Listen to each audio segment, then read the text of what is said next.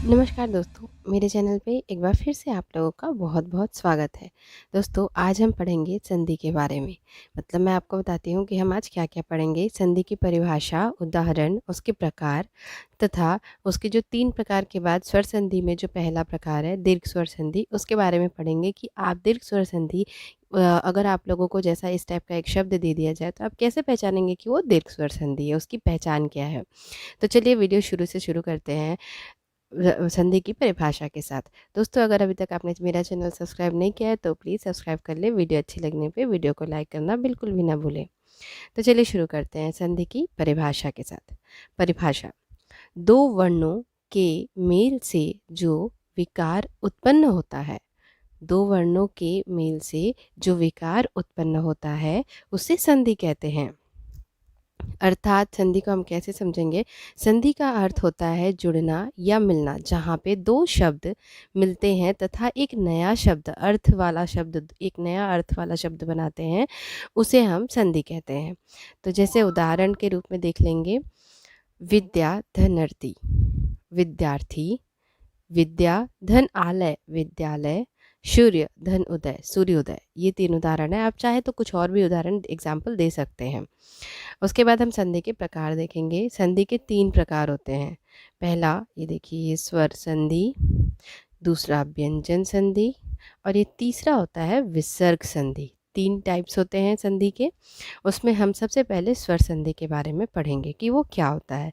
स्वर संधि जो होता है, 2 स्वरों के मेल से, मतलब क्योंकि यहाँ पे स्वर संधि है ये पहले ही, तो स्वर संधि है तो इसमें 2 स्वर मिलेंगे, तो 2 स्वरों के मेल से जो विकार उत्पन्न होता है उसे हम स्वर संधि कहते हैं।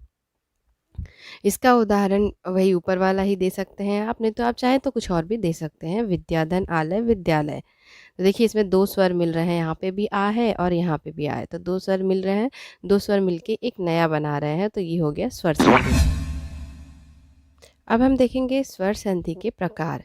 तो स्वर संधि के 5 प्रकार होते हैं। पहला, दीर्घ स्वर संधि, दूसरा गुण स्वर संधि, तीसरा वृद्धि स्वर संधि, चौथा यड़ स्वर संधि और पांचवा अयादि स्वर संधि। ये 5 प्रकार होते हैं, जिनमें हम सबसे पहले दीर्घ स्वर संधि के बारे में पढ़ेंगे। तो चलिए दीर्घ स्वर संधि के बारे में देख लेते हैं। तो अब दोस्तों हम देखेंगे कि दीर्घ स्वर संधि क्या होता है और उसे हम कैसे पहचानेंगे।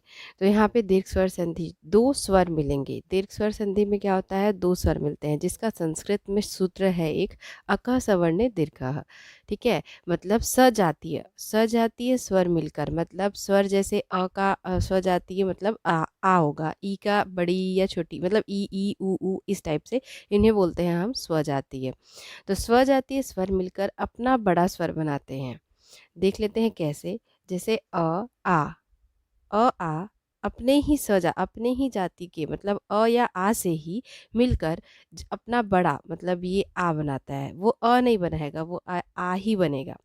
तो अ आ या फिर आ मिलकर आ बनाते हैं, और ये हो गया विद्याधन आलय, विद्यालय। इसका वो, तो ये स्वजातीय स्वर मिलकर अपना बड़ा स्वर बनाते हैं, तो वहाँ पे होता है दीर्घ स्वर संधि।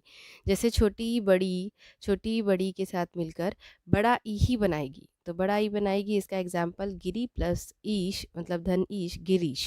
ये बड़ा ई बना है। जहाँ पे आपको बीच में बड़ा दिखेगा, जैसे ये भी विद्यालय में ये बड़ा आ है, ये बड़ी ई है। और यहाँ पे देख लेते हैं, ऊ और बड़ा ऊ प्लस ऊ और बड़ा ऊ मिलकर भी हमारा यहाँ पे बड़ा ऊ ही बनेगा। तो ये लघु धन उर्मी, ये भी बड़ा ऊ ही लगा है। तो जहाँ पे आपको बड़ा ऊ, बीच में बड़ा स्वर दिखेगा, मतलब वहाँ पे अपना हो गया दीर्घ स्वर संधि।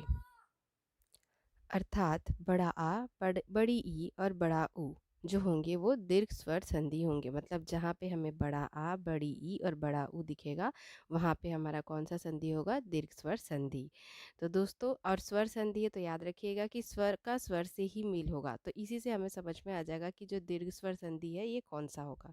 तो चलिए, मैं उम्मीद करती हूँ कि वीडियो आप लोगों को पसंद आई होगी। वीडियो अच्छी लगी होगी तो वीडियो को लाइक करना बिल्कुल भी ना भूलिएगा। नहीं अच्छी लगी होगी तो डिसलाइक ज़रूर करिएगा, ताकि मैं आगे अपने वीडियोज़ में और सुधार कर सकूँ। तो चलिए फिर मिलती हूँ अगले वीडियो में, तब तक के लिए बाय बाय, टेक केयर।